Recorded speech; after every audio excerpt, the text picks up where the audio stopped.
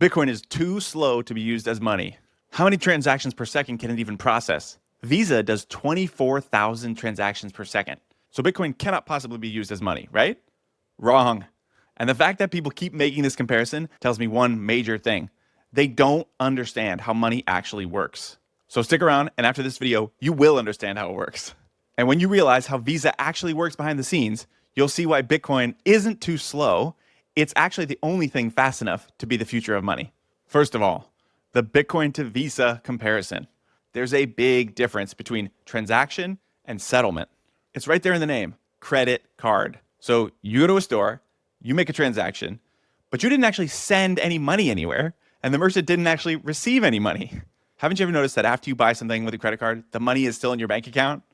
That's because nothing actually happened. Visa is just a centralized database. They just updated a ledger that says, I owe them $20 by the end of the billing cycle. And when does the merchant actually get the money? It might take several days, unless there's a dispute, and then it could take weeks or even months, or maybe they never get the money. And when you bought that thing, it wasn't even your money. Visa lets you borrow their money. And then there's another layer in between, which is the payment processor, like Square or Stripe, who might credit front the money to the merchant. And the payment processor is just taking all the default risk on themselves. Every entity involved is operating on trust. So when you made the transaction, there was no settlement of money actually changing hands. You spent Visa's money on credit. Visa loaned you that money. The vendor trusts that Visa will send them the money. You trust that Visa will send the merchant the money. And Visa trusts that you will pay the bill when the time comes. But the transaction has not settled yet. Settlement is when the money actually changes hands. So a physical bearer instrument like gold or physical cash is final settlement. Get the goods, hand over the money, transaction settled. So now you understand the difference between transaction and settlement. And the other piece you have to understand is that when a monetary system scales, it does so in layers. I'll explain what that means in 2 seconds. But first, if you aren't subscribed to the channel, hit the subscribe button, hit the notification bell, like the video, tell me your favorite thing about Bitcoin in the comments. So listen, if you have a base layer of money like gold, gold itself doesn't scale properly to accommodate all transactions globally at high volume. What's the transaction throughput of gold? They never seem to ask that, right? Well, there really isn't one because it doesn't come with its own monetary network. The speed at which people can transact in physical gold is just limited by how quickly you can hand it to each other. So imagine the time and the cost of settling a gold transaction halfway across the world. It's enormous. Transactions per second? No, it's more like transactions per week if you're sending physical gold across the world. Or it could be months if you're talking about decades or centuries ago. So what people do is they develop a monetary network that has secondary layers on top of gold to help solve the problem. You can think about the internet as an analogy. The internet scaled in layers. You have a TCP/IP as a base layer protocol, and then you have apps like Zoom, Gmail, YouTube run on top. The layers make it better. They add more efficiency, more scale, while not compromising on the qualities of the base layer. In money, an example would be gold IOUs, like paper certificates redeemable for gold. So some trusted third party, there's that word trust again, says, I'll hold the gold in my vault and I'll issue these paper notes that are redeemable for gold. So you guys can just settle transactions by handing over the paper notes. You don't have to actually carry around the gold. But if everybody trusts that you can bring the paper note to me and redeem it for gold, then the IOUs are as good as money. What is this? Where's all the money? That's as good as money, sir. Those are IOUs. Another great example of a monetary network is the Hawala network. It's an informal value transfer system based on trust. There's that word again. That originated in the 8th century in South Asia and actually still exists today. So it relies on a network of brokers who facilitate transactions across borders.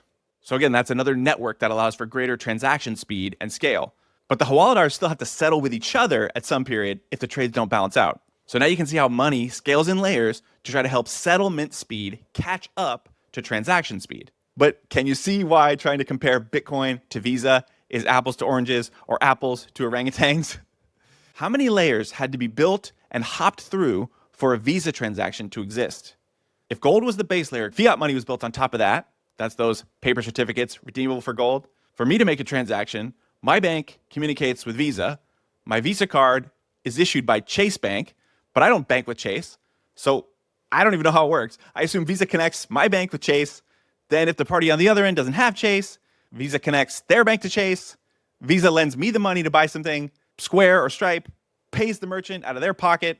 Visa waits till I pay the bill from my bank account like 60 days later.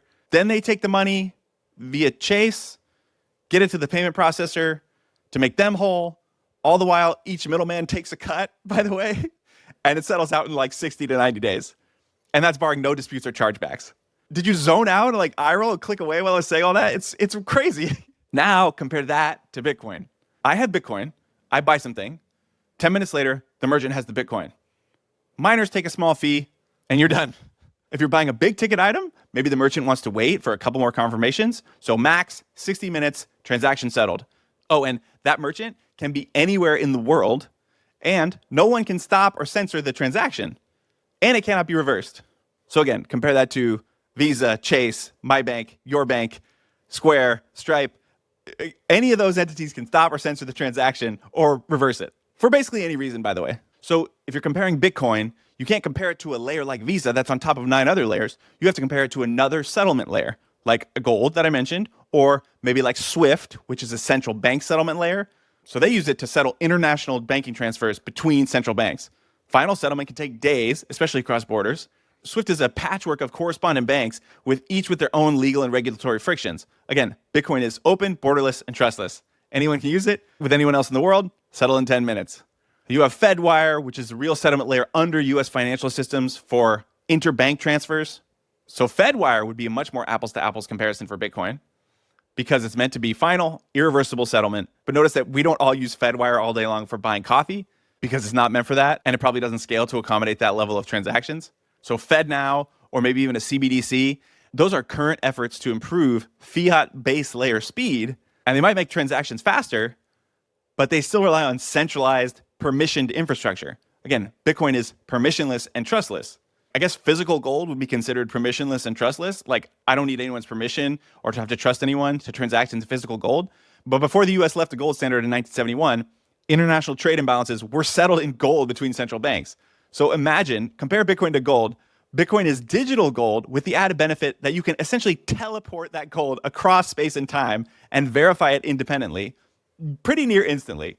Now do you see how there's no base layer settlement network that can compete with Bitcoin? There's transaction layers built on a bunch of other centralized infrastructure that can compete. But again, that's apples to orangutans. That's not a permissionless and trustless decentralized system. All the examples that I'm mentioning require third-party intermediaries. And like I said, they're all there to take a cut in the middle. So all this convoluted explanation, what's the point, right? Well, Bitcoin is 16 years old.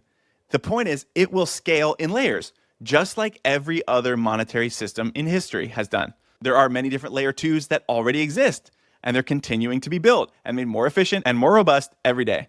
The Lightning Network is one example. It's not perfect, but it's still young, which means no, it cannot handle all the world's transactions right this second.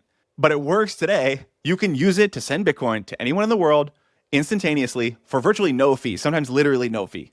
It's final settlement, it's global, it's borderless, it's trustless, it's permissionless, it's uncensorable, immutable, there's no third party, and no rent-seeking middleman. Maybe a tiny fee. You see, we have never seen anything like this in human history, and it's going to change the world as we know it. Here's one simple example. You can scan the QR code on the screen right now and send me sats. Value for value if you like this video. Shout out to Jor and the guys from Maple Bitcoin who gave me the idea to do that. No one can stop you from doing that. YouTube doesn't get a cut. The money settles instantaneously.